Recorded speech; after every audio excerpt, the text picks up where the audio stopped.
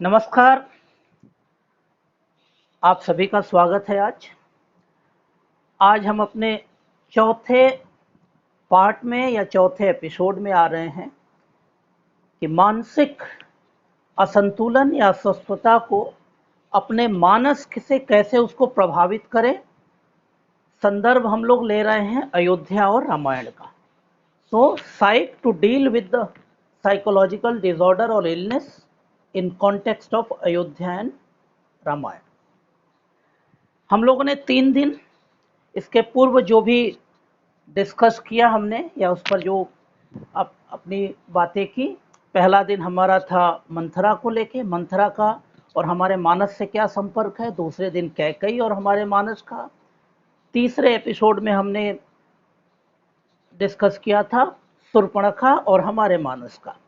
अब आज हम लोग चौथे दिन डिस्कस करेंगे राम और हमारे मानस का।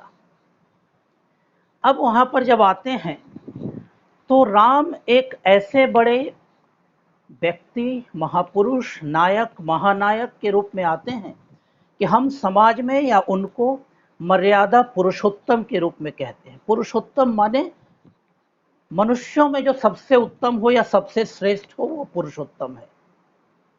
मर्यादा का जब बात हम करते हैं, मर्यादा की बात, तो मर्यादा एक मॉडेस्टी, जिसको इंग्लिश में हो सकता है मॉडेस्टी कहें, बट मर्यादा होती है कि जब आप अपने क्वालिटी के बारे में, अपनी गुणवत्ता के बारे में आप बहुत ज़्यादा सजग हो और उसके बारे में बहुत वेल अवेयर हो, आपको पता हो और उसके प्रति आप बहुत ज़्यादा सजग हो।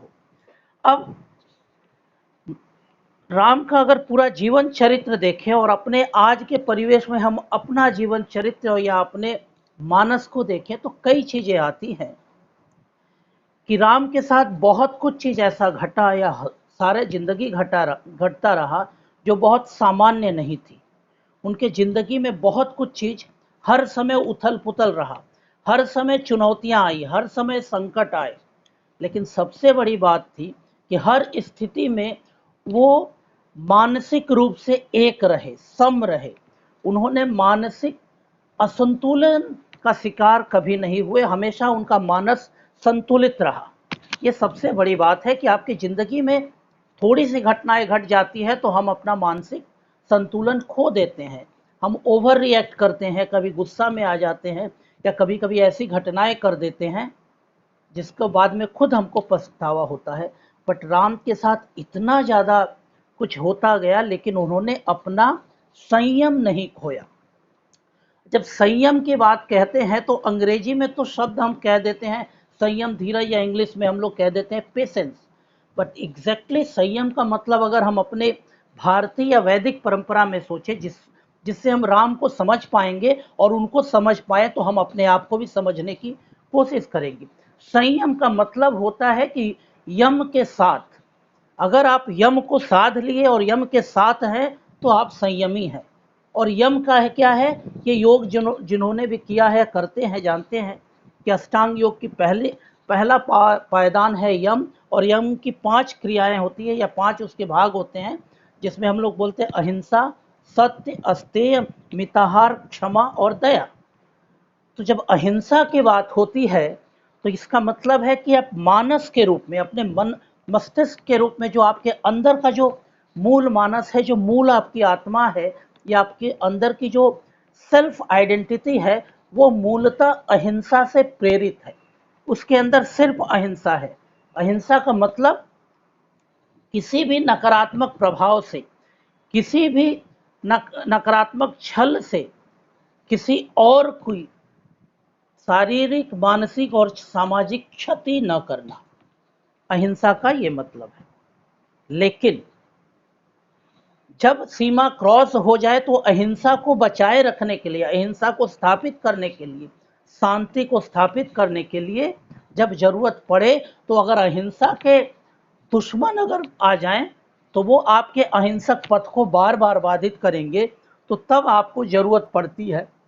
तो अब आप अहिंसा को स्थापित करने के लिए कभी कभी ऐसे असुरों का संहार भी करते हैं या ऐसे असुरों के खिलाफ आप अपना कौशल दिखाते हैं ताकि समाज में अहिंसा का अहिंसा की अहित न हो या अहिंसा बाधित न हो।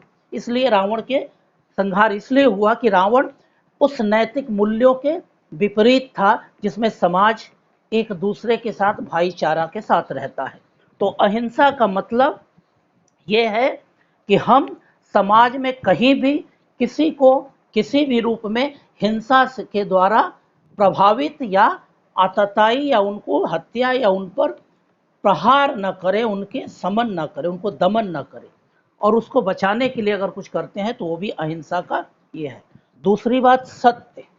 सत्य का मतलब ये नहीं है कि जो दिख रहा है, सत्य सार्वभौमिक है, सत्य सत्य है।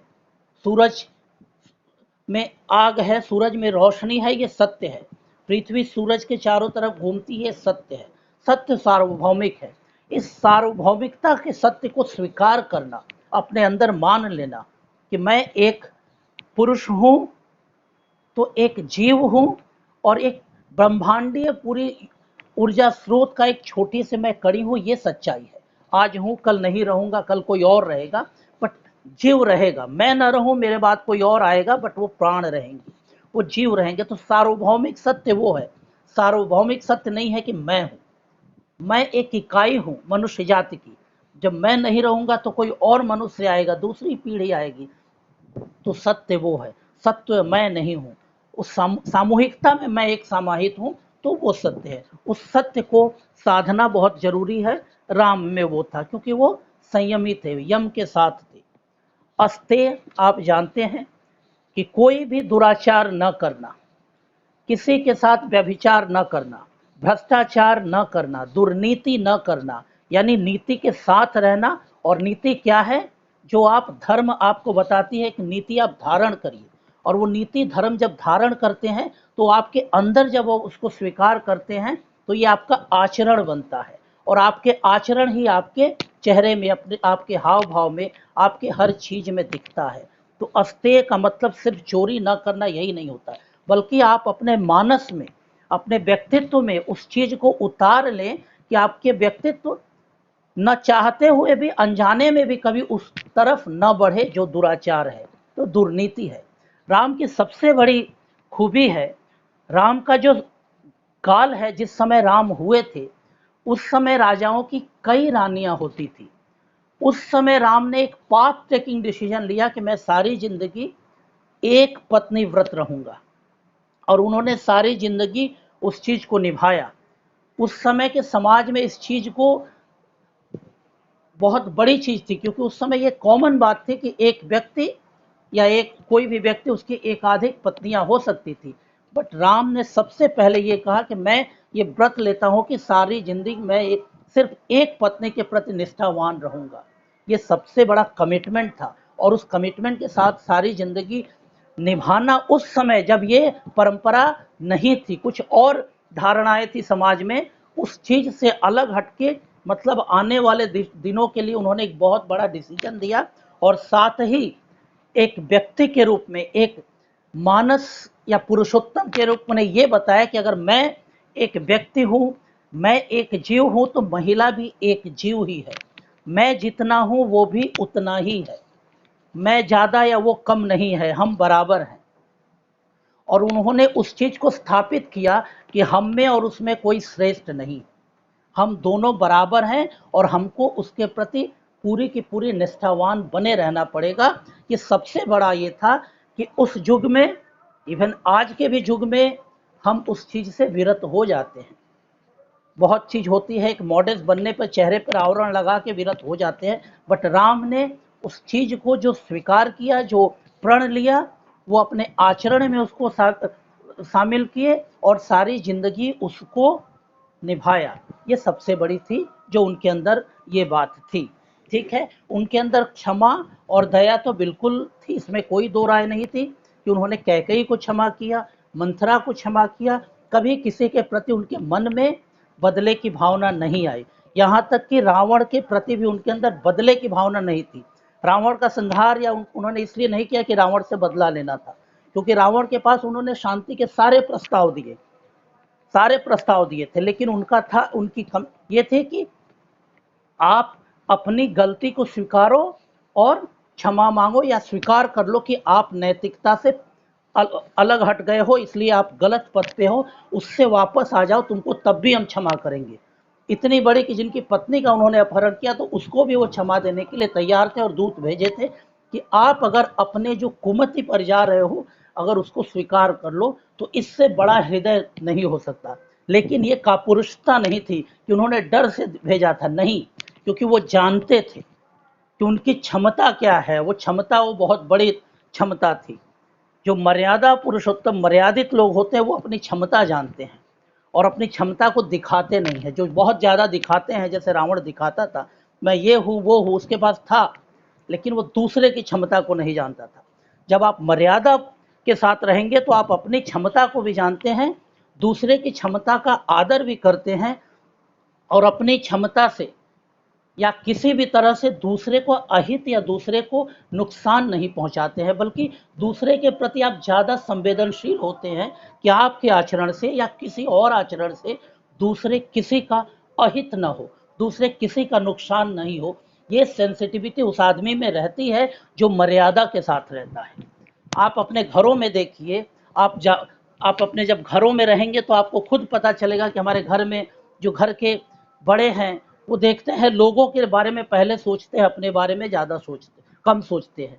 माँ जो होती है पहले बच्चों के लिए सोचती है, उसके बाद अपने लिए सोचती है। घर में खाना कम भी है तो पहले बच्चों को खिलाएगी और कहेगी कि हम खा लिए, मेरी चिंता नहीं है।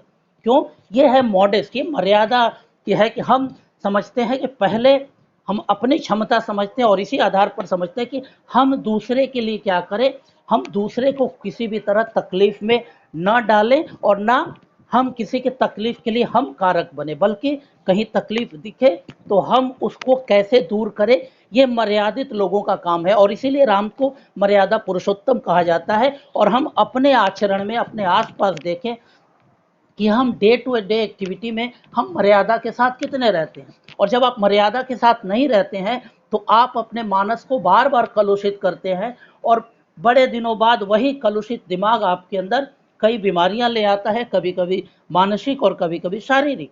तो आप अपने मानस को रोज कलुषित दे रहे हैं। अगर एक व्यक्ति को बार बार आप विष पिला रहे हैं तो व्यक्ति तो अल्टीमेटली क्या होगा, मरने के कगार पर जाएगा, या उसका शरीर क्षणभंगुर होगा या और कमजोर होगा और वो विषयुक्त होगा। तो अगर आप मानस को मर्यादा से अलग कर रहे हैं या मानस जो आपको एक मर्यादित रूप में रख रहा है उसको आप बार बार काट काट के पीट पीट के उसको अलग रख रहे हैं, तो आप अपने आप के साथ नुकसान कर रहे हैं, समाज के साथ तो कर ही रहे हैं। तो राम रावण को वो भी समय दिए क्योंकि वो समझ रहे थे, उनका वो मानस था, वो उस लेवल से सोचते थे, उनकी वो मानस थी कि ठीक है वो भी एक व्यक्ति है, गलती कर दिया है, अगर वो क्षमा मांगता है, वो समझ जाता है तो समाज में हमको किसी की हत्या नहीं करनी है, हमको समाज में अनीति की हत्या करनी है। समाज में अनीति, अनाचार, दुराचार अगर बढ़ता है तो उसको खत्म करना है।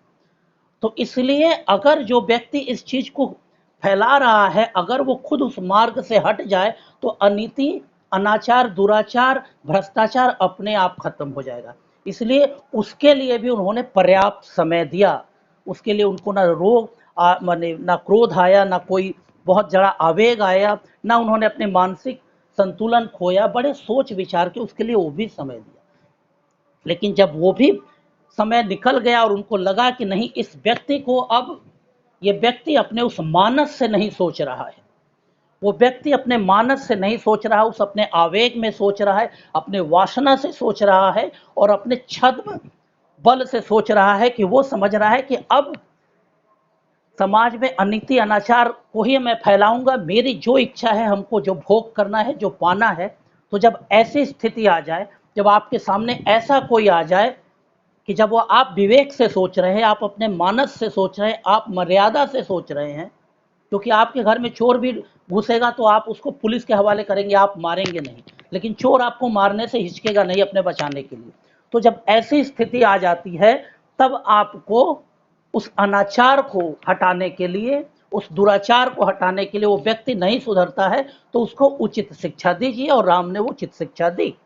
और आज की समाज में है कि वैसे लोगों को उचित जगह पे पहुंचाइए, पुलिस के पास पहुंचाइए, कोर्ट में पहुंचाइए, जो व्यवस्था जिस रूप में वैसे लोगों का सजा दे सकते वहां पे पहुंचाइए, बट उनके साथ समझौता मत कीजिए। जब आप मान लिए कि आप अपने मानस और विवेक से सोच रहे हैं और वो व्यक्ति अपने मानस और विवेक से नहीं सोच रहा है, तो उसके साथ किसी भी तरह का डायलॉग करने का मतलब है कि वो आपका नुकसान करेगा, आपको मार भी सकता है।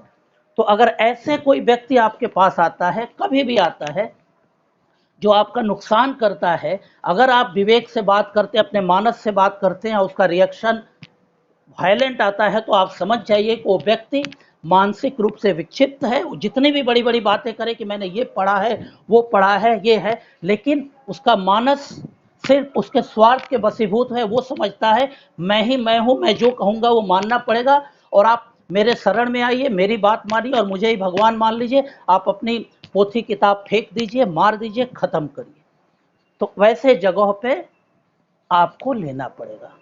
तो मर्यादा पुरुषोत्तम की सबसे बड़ी बात यही है कि हम जब ये करते हैं, तो मर्यादा का मतलब है कि वो व्यक्ति जो अपनी क्वालिटी, अपनी क्षमता सब कुछ अच्छे तरह से जानता है, अपनी क्षमता क्वालिटी के लोगों के सामने उसका बखान नहीं करता, उसको दिखाता नहीं कि मैं हूँ। वो बहुत सिंपल साधारण में रहता है, एक आम आदमी है तो आम आदमी की तरह रहता है। उसकी जो क्षमता है वो दिखाने के लिए नहीं है, वो दिखाता नहीं, अपनी क्वालिटी को अच्छी तरह जानता है। दूसरी बात, अपने सामने जो व्यक्ति है उसकी भी गुणवत्ता को वो जानता है, उसको सम्मान देता है। ये सबसे बड़ी बात है कि अपनी श्रेष्ठता दूसरे पर साबित नहीं करता, बल्कि वो सामने वाले की गुणवत्ता को, उसके क्वालिटी को, उसके चरित्र को वो सम्मानित करता है, उसको सम्मान देता है, और ये सोचता है कि हमारे आचरण में कभी किसी का अहित ना हो, किसी को दुख ना हो, यानी दूसरों के प्रति वो संवेदनशील होता है। ये व्यक्ति मर्यादित होता है। मर्यादा में जो रहता है वो व्यक्ति होता है कि दूसरे को कष्ट हो तो उसके प्रति उसकी संवेदना जागती है, उसको दुख ना हो, बल्कि दूसरे के प्रति कुछ अनाचार हो रहा है तो वहां पे वो खड़े हो जाते हैं। ये सबसे बड़ी बात है उनकी।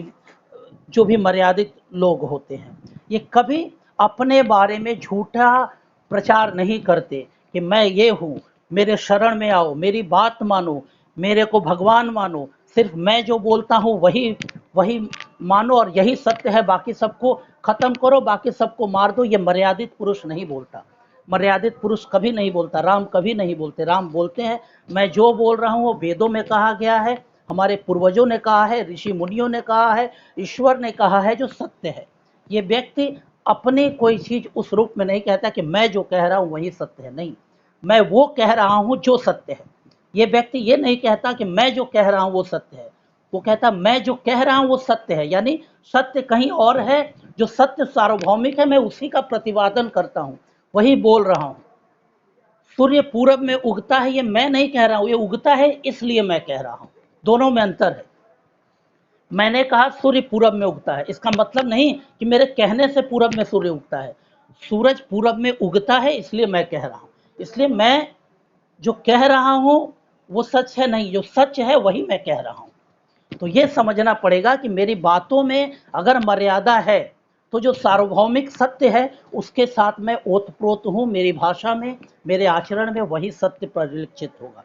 लेकिन जिस दिन मैं ये समझने लगूंगा कि मैं ही जो बोल रहा हूँ वही सत्य है, तो कल मैं उसमें अपनी वासना भी मिलाने लगूंगा और अपनी बात उसमें डालने लगूंगा और आस्ते आस्ते लोगों को प्रभावित करूंगा कि मैं ही हूँ, मुझे ही आप भगवान मान लो, मुझे ही सब कुछ मान लो। तो जब व्यक्ति अपने आप को भगवान या ये ब्रह्मांडीय शक्ति से बड़ा साबित करने लगेगा, तो समझिए वो व्यक्ति, आप उसे भले पूज लीजिए लेकिन वो व्यक्ति मर्यादा से विमुख हो जाता है। राम अपने आप को कभी नहीं कहते, कृष्ण अपने आप को कभी नहीं कहते। वो कहते हैं मैं वही हूं, जो मैं उस ईश्वर का ही अंश हूं, या मैं हूं ईश्वर को, ईश्वर से अलग नहीं हूं, ईश्वर का ही अंश हूं। और हम आप भी हैं, लेकिन हम आप शायद मर्यादा से उतने करीब नहीं है, मर्यादा से कहीं ना कहीं विचलित हो जाते हैं, या अपने मानस के उस रूप में संतुलित नहीं रखते, इसलिए हम उतने बड़े महापुरुष नहीं बन पाते, या मर्यादा पुरुषोत्तम नहीं बन पाते, या योगेश्वर कृष्ण नहीं बन पाते। हमारे अंदर वो क्षमताएं नहीं होती हैं। लेकिन आप भी जानते हैं, हम भी जानते हैं कि राम और कृष्ण हमारे पूर्वज हैं। हम उन्हीं के अंश हैं, यानी कि जेनेटिक रिएक्शन में हम उन्हीं के जेनेटिक के सक्सेसर है, हमारे अंदर है। यानी रूट लेवल में हमारे जेनेटिक क्वालिटी में वो राम भी हैं, कृष्ण भी हैं, यानी वो मर्यादा पुरुषोत्तम का वो अंश हमारे अंदर है, क्योंकि उस वहीं से हम आते आते यहाँ तक डेवलप हैं।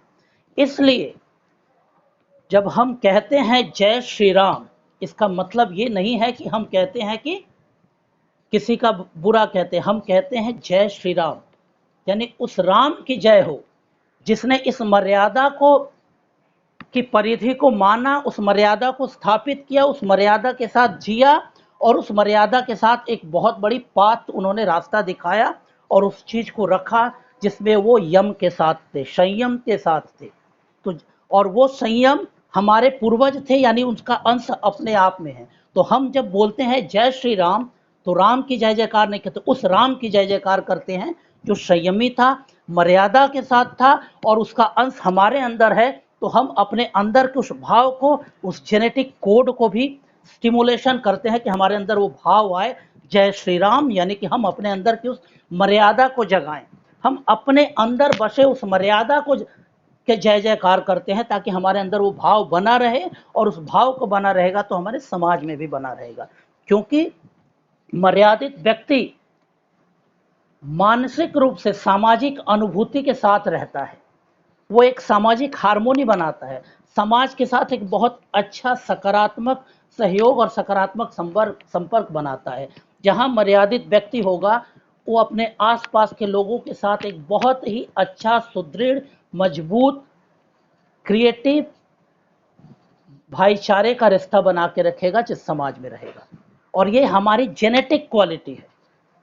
भारतवर्ष में रहने वाले, या भारतवर्ष के मतलब कि भारत की इस संस्कृति जहाँ फैली है, जहाँ जहाँ तक विश्व में फैली है, इस संस्कृति का ये है कि हम वसुधैव कुटुंबकम उस भाईचारे को करते हैं। लेकिन वो भाईचारा कैसे होता है? आप जब मर्यादा के साथ रहते हैं और अपने आसपास भी उस मर्यादा का आवरण बनाते हैं, समाज में मर्यादा करते हैं। लेकिन अगर आपके समाज में कोई अमर्यादित व्यक्ति आ जाता है, उसको पहले आप विवेक से समझाते हैं। रावण जैसा व्यक्ति आ जाए, अगर विवेक से नहीं समझता, तब आप उसको जितना भी समझाएंगे, वो जितना भी पढ़ा लिखा हो, ज्ञानी का मतलब ये नहीं है कि वो बहुत कुछ पढ़ा है, बहुत कुछ जानता है। ज्ञान दूसरी चीज है और शास्त्र पढ़ना दूसरी चीज है। अगर आपके पास ज्ञान है तब आप समाज को, देश को आप मर्यादा के साथ देखेंगे, आपके अंदर वो मर्यादित गुण आएंगे, और तब आप जब मर्यादित गुण आएंगे तो आप हर व्यक्ति के संवेदना के साथ जुड़ेंगे। आपके अपने कटने पर जितना दर्द नहीं होगा, दूसरे के कटने पर दर्द होगा। आप किसी काम को देखेंगे, उसमें सफलता लाने की कोशिश करेंगे, और काम अगर सफल हो जाएगी तो उसको आप साझा करेंगे सबके साथ, समाज के साथ, ये के साथ, सबसे साझा करेंगे। और असफल हो जाएंगे तो आप उसको अपनी व्यक्तिगत कारणों के साथ जोड़ेंगे कि हम कहाँ गलत हो गए, आप अपने साथ उसको जोड़ेंगे। सफलता में सबसे को जोड़ेंगे, असफलता को आप अपने साथ, अपने अंदर समेट के अंदर के कारणों के साथ जूझते हैं। ये होता है मर्यादित व्यक्ति, वो भावावेश में नहीं आता। तो जब आप मर्यादा के साथ रहेंगे तो सामाजिक भाईचारे देंगे ही देंगे। लेकिन अगर आपके सामने कोई अमर्यादित व्यक्ति आ जाता है, रावण या कोई भी उस तरह व्यक्ति, और जब आपको लगता है कि ये आप जिस मर्यादित भाषा, मर्यादित व्यक्तित्व और मर्यादित ज्ञान के आधार पर उससे जब डिस्कोर्स करते हैं, बहस करते हैं, उसका रिएक्शन उस रूप में नहीं आता है, तो वहाँ पे फिर मर्यादित उस भाषा, उस विवेक का इस्तेमाल मत करिए। वो व्यक्ति उस चीज को समझेगा ही नहीं, वो लोअर लेवल का एनिमल है, चाहे जितना है, तो वो आपको हिंसा के स्तर पर उतर आएगा। क्योंकि रावण ने हर शास्त्र का, हर विवेक का उत्तर सिर्फ ये अपने दम्भ से दिखाया कि मेरे पास ताकत है, हम खत्म कर देंगे। और ऐसे व्यक्ति को जब आप छोड़ देंगे कि नहीं, ये आज नहीं कल सुधर जाएगा, तो वो नहीं सुधरेगा, आप पर अटैक करेगा ही करेगा। तो ऐसे लोगों को आप विवेक से मत करिए, उनको अपने मर्यादित समाज से विमुख करिए, अलग करिए, वरना वो आपके मर्यादित समाज को भी विखंडित करने की कोशिश करेंगे, तोड़ने की कोशिश करेंगे। तो ऐसे रावण मुखी लोगों को, वो जितने भी पढ़े लिखे हो, जितने भी चिकने चुपड़े और बड़े बड़े लेक्चरर बन के आपके सामने आए, समझिए कि वो उनके पास इंफॉर्मेशन है, किताबों का अध्ययन है बट ज्ञान नहीं है। They must have the information but not the wisdom. किताब पढ़ने से कोई ज्ञानी नहीं होता, इंफॉर्मेशन हो जाता है, गूगल पे सर्च करेंगे तो उससे ज़्यादा इंफॉर्मेशन हो जाएगा। तो ऐसे व्यक्ति ज्ञानी का भेष पकड़ के हमारे पास आते हैं, बड़ी बड़ी बातें करते हैं, लेकिन वो अल्टीमेटली हमारे समाज को तोड़ते हैं।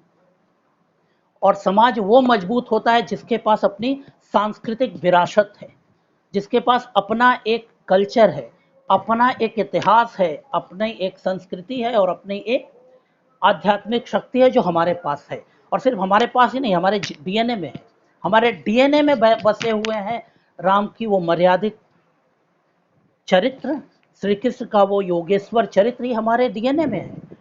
यानी वो रूडिमेंट्री अवस्था में है। कभी कभी वो विवेकानंद के रूप में दिखते हैं, कभी कभी दयानंद सरस्वती के रूप में दिखते हैं, आते हैं, कभी बंकिम चंद्र के रूप में दिख जाते हैं, कभी परमहंस के रूप में दिख जाते हैं।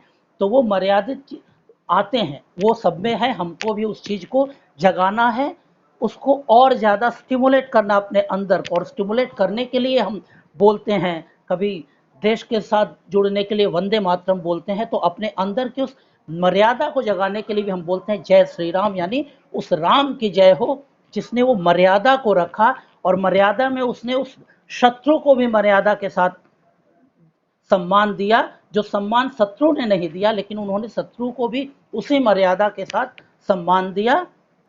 तो उस मर्यादा को हमको जगाना है, इसलिए हम उस मर्यादा की जय बोलते हैं। जय श्री राम मतलब हम अपने उस जेनेटिक कॉन्सिक्वेंसेस को बोलते हैं कि हमारे अंदर जो बैठे हुए हैं उसको हम बार बार बोलते हैं जय श्री राम। यानी अपने आप को हम स्टिमुलेट करते हैं, मेडिटेट करते हैं, बाट बाट जप करते हैं कि हमारे अंदर भी वो गुण, वो क्वालिटी डेवलप हो। और इसलिए हम मर्यादा पुरुषोत्तम की बात करते हैं, और मर्यादा पुरुषोत्तम आप में, हमारे सब में है, जो ये मानता है कि ज़िंदगी में हम एक पत्नी व्रता रहेंगे, बाकी पत्नी और अपनी पत्नी के प्रति निष्ठावान रहेंगे, उसके हर दुख सुख में हम साथ रहेंगे और हर तरह से खड़े रहेंगे, और इसके अलावा किसी और महिला को हम किसी भी तरह से प्रताड़ित या कुछ नहीं करेंगे, और किसी के प्रति हम आवेग में भी नहीं जाएंगे। ये था, और ये हमें अपने आप में देखना है, हमारे आसपास भी देखना है। तो आज के लिए ये विवरण आज यहीं समाप्त करेंगे कि आज हमने मर्यादा पुरुषोत्तम श्री राम का किया, और जय श्री राम से क्यों हम करते हैं इस पर चर्चा की। कल इस सीरीज का आखिरी एपिसोड यानी 5वां एपिसोड होगा, जहाँ पर मानस के साथ अयोध्या को हम लोग रिलेट करके उस पर अपना विश्लेषण करेंगे। आप सभी जुड़िए, और हो सकता है कल के बाद ये सारे एपिसोड शायद हमारे यूट्यूब चैनल जीविता पर आ जाएगी। तो जिसको भी अच्छा लगे इसको शेयर करिए और आप इसको फैलाइए, और अपनी राय भी दीजिए कि इसके बाद और किस चीज़ पर आएंगे हम। और कुछ चीज़ों पर हम लोग सोच रहे हैं कि अपनी हम वैदिक कल्चर और परंपरा के साथ किस तरह और आगे हम जुड़ें, और इस चीज़ को कैसे आज के सापेक्ष में लेके आए, उस पर हमारा काम चल रहा है, हम बिल्कुल उसको लेके आएंगे। तो आज के लिए बस इतना ही। कल फिर 11 बजे हम मिलते हैं इस सीरीज के 5वें और आखिरी एपिसोड में। फिलहाल इस सीरीज का आखिरी होगा, फिर हम लोग कुछ दिन बाद और फिर शुरू करेंगे अलग अलग ये में। तो कल मिलते हैं मानसिक 5वें भाग में, मानस के साथ अयोध्या का विश्लेषण करने के लिए। तब तक सबको नमस्कार, धन्यवाद।